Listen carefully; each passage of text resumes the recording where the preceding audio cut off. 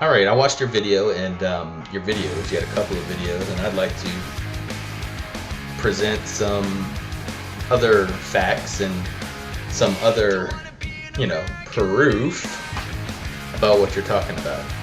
As far as the genocide thing goes, and people were asking, where's the proof that smaller tribes would cause genocide? You don't have to go that far into your history books.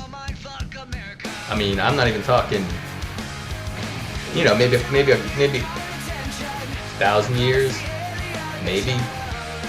Exact dates. I don't have the exact dates for you, but you had the Franks and the Lombards and the Saxons, the Anglos, and they were barbaric. And what they would do is when they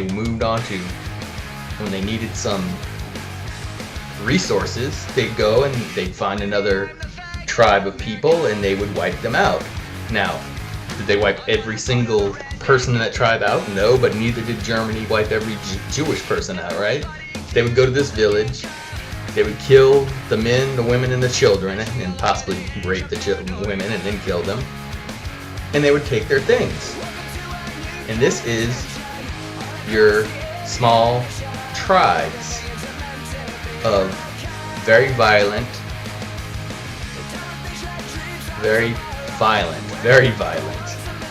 people.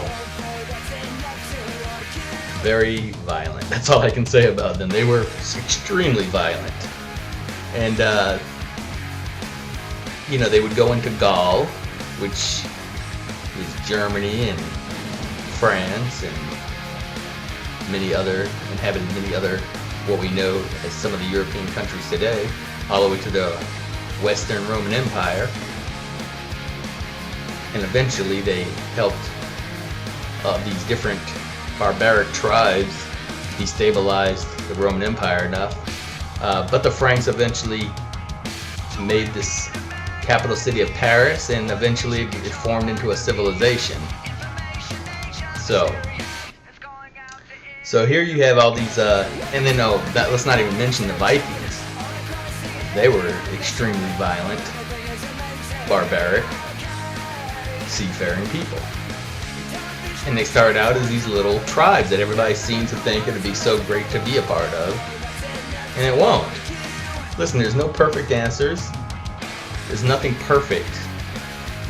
We're living in civilization that is not perfect. Part of the problem, I think, is the fact that we're all distracted. We all have our gadgets, and not all. There's some people in the world that have nothing, but the people that have, we all have our gadgets and our distractions, and people like Dario probably like soccer or football, and people like me like soccer and football, American football as well as world football. So we have all these distractions. You have porno and sports and high definition TVs and DVDs and movies, and so we have all these things going on, and I think people in higher up with the power are more focused on just becoming more wealthy and keeping us distracted so we don't form any kind of a block to get things changed a little bit. I mean, how long have we been on oil? And there's plenty of alternative energy out there, plenty.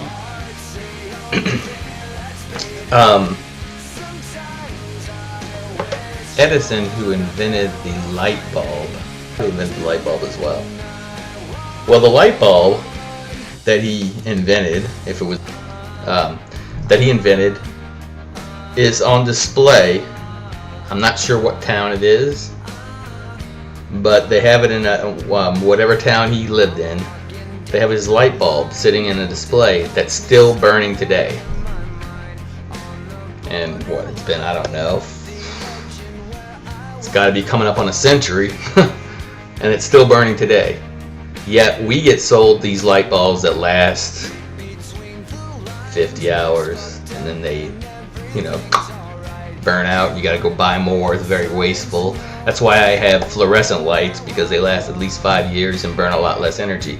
But just imagine, this light is still burning today, and yet business has found a way to make something a lot less reliable, so you have to keep buying it. Well, the same with oil. Oil is very cheap to get out of the ground, and billions of dollars are made from oil, from the products of oil, and if they came out with something, or if they pursued a different energy that's cheaper, people would lose out on money, and they don't want to allow that to happen, so then they back these candidates that are going to go ahead and represent their interests. So many people know this. This is nothing new. I'm not telling you anything a lot of people don't know already, but the fact that we are very distracted and we are very egocentric, and if I wasn't, Dario has a good deal. He lives in a little small room there. I don't know what the rest of it, maybe the rest of his house is a castle, who knows, but he lives in this little small room, and very simple. And look at me. As far as you know, I live in this little small room, but this is just a room in my house, and I have things on the wall, and I have a computer, and this, that, and the other. I'm distracted. Another thing is that so I'm getting off track here, but what I was gonna say is now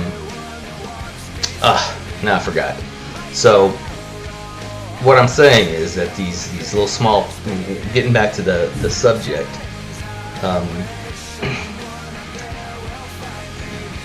civilization versus tribes. What I say is, these people who want to go, and I'm not against going back to nature per se. There's a lot of things we can do a lot cleaner, more efficient, doesn't hurt the environment. I'm all for that.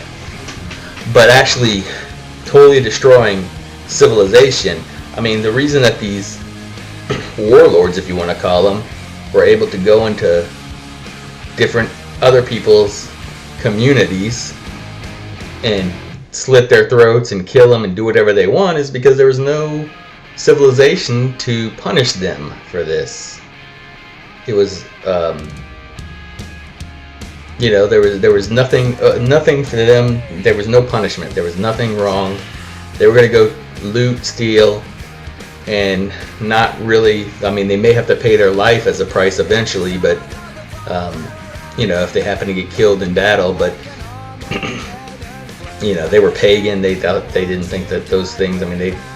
If they died, they died. It was all for the good of the tribe, which was just a miniature civilization, really.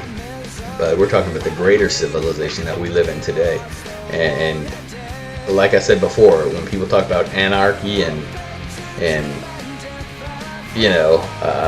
anti-civilization, I would much rather drive my car or walk down the street and have a light that tells other people to slow down and stop, that it's my turn, than to take my chances and try to beat a car across traffic, or try to figure out a way to get across, because there is no rules, there is no regulations.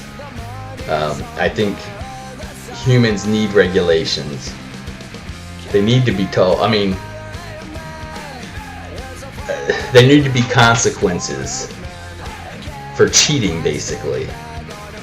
There's still people in our civilization that cheat today, and if they get caught, they're gonna pay some time. But if you told us that we're just going to go and go back to nature, and eventually what would happen in nature, if we're all in our little tribes, is we're going to elect a tribal leader who's going to come down with laws, just like Dario was saying, and eventually become a civilization, because you can't have it both ways. You can't be living back out of civilization, and everybody's going to play by the rules, because there will be no rules. There'll be every man for himself, and that's not the way that I want to live. What we have to face is the world is a murderous place, and without rules, humans would fall right into killing for resources, and killing for women, and killing because they're pissed off, or they just didn't feel good that day.